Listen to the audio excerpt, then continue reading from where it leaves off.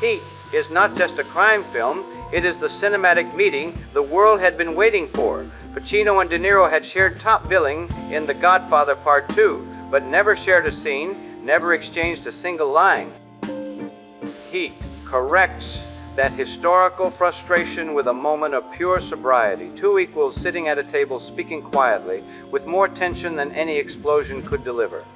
This is not a duel, it is a revelation. The moment cinema finally admits that two giants can simply talk, and that is enough to shake the screen.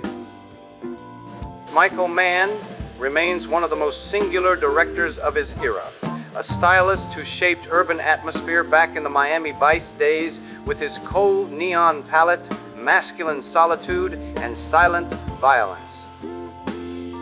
With Heat, he builds a film that breathes at the rhythm of its characters, that takes the time to descend into their fractures, that lets silence speak louder than dialogue.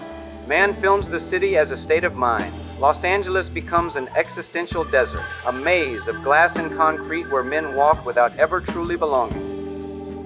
The downtown shootout after the bank heist has become legendary for one reason: it is almost too real.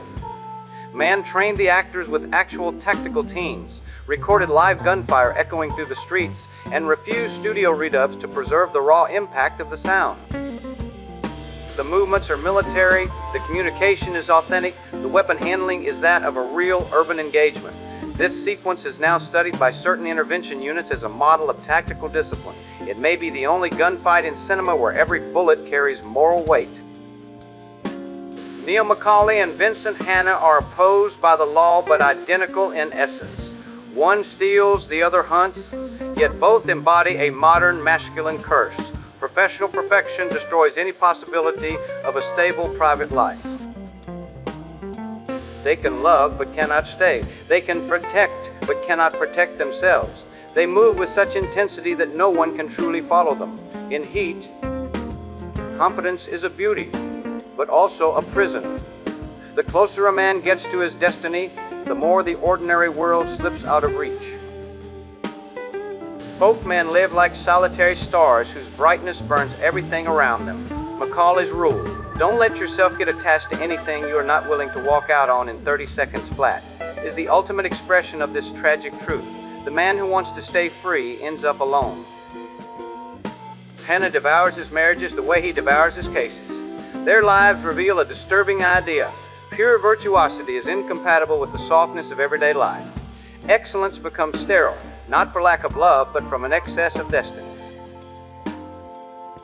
Heat is not a police thriller, it is a Greek tragedy shot in blue neon. Neil and Vincent advance toward each other like Hector and Achilles, bound by a fate they no longer control. Or like Batman and the Joker, two opposites who require each other to exist. Their final confrontation is neither victory nor defeat. It is the logical fulfillment of a perfect symmetry.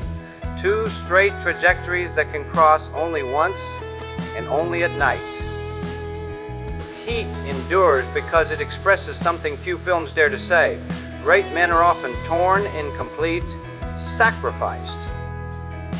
There is no simple moral, no triumphant hero, no bright future. Only two men who recognize each other, respect each other, and understand that they could only arrive here. In that final silent gesture, Michael Mann captures the condition of the modern man. What we pursue most intensely is often what pulls us away from everything else.